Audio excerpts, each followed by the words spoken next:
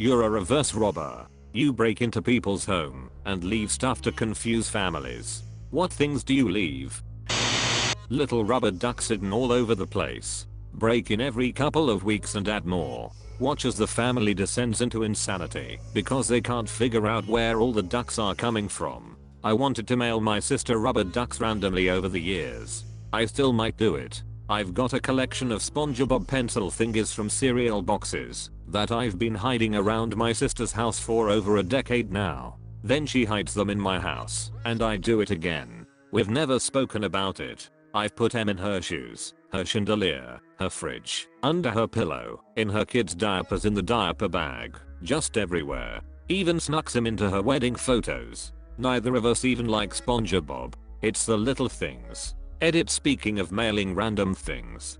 She once mailed me a package containing nothing but a bouillon cube with 6 toothpicks stuck in it. I'd been having a rough day, but it made me laugh for 30 minutes straight. She's the best. I have an uncle that we visited a lot when I was growing up, and he was a fan of the University of Florida, and I was a fan of Florida State. Every time we stayed at their house for a night, I would find somewhere to leave a note saying "Gators suck" or "Go Noles," and wait till they told my mom that they found it or mentioned it the next time we got together. One year they had a brand new notepad on the fridge, like 500 pages, with a flogus and such, held to the fridge. I paged about 2/3 of the way to the back, wrote "Gators suck," and then signed and dated it. They found it about 8 years later and mailed it to me. He and his wife were too impressed and surprised to be upset. I was so proud of myself. I did similar to some reams of paper a few years ago. Pictures of Nick Cage inserted randomly.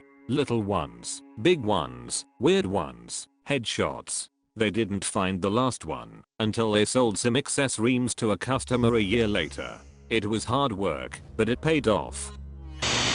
A remote control. That's awesome. They'd spend months trying to figure out what it goes to. Oh shit. Remote for my bedroom TV is missing from months. Fortunately, it's the same TV as living room.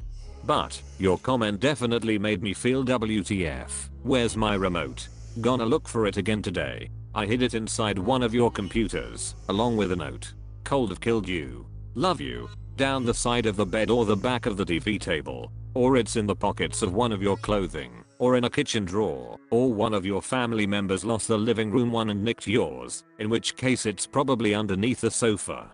Hope that helps lol. It's definitely in the fridge door. You mean the save point? Yeah. That's the only reasonable explanation I can think of as to why I always open the fridge without grabbing anything out.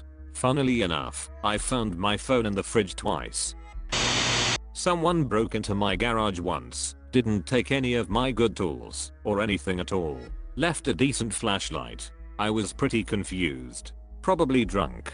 Was probably drunk. Stole the tools, then hauled them back to his place, not realizing the garage he broke into was his own. Time to buy a carbon monoxide detector. I don't understand. What's the carbon monoxide detector for? Edit. Thanks to Goodbot. There was a redditor who basically kept finding odd notes in his apartment. He lived in a place with low airflow. It went on for days/weeks I believe, and he posted about it being creeped out. Another editor said that it sounded like carbon monoxide poisoning, and he went and bought a detector, and sure enough that's what it was. Don't quote me on details, but that's the gist. My old coworker actually had nosy neighbors call the cops on him once when he went to a house to do some electrical. Customer gave him a lockbox code, so he let himself in. He was on his third trip bringing materials in when the cops showed up. While one looked over his invoice and tried to get in touch with the customer, the other kept asking him what he took from the house, and my coworker just said, "I must be the absolute worst thief, because I just hauled about $2,000 worth of materials inside." The cops couldn't get in touch with the customer, so they hung around for a while. Dude just got to work and they left.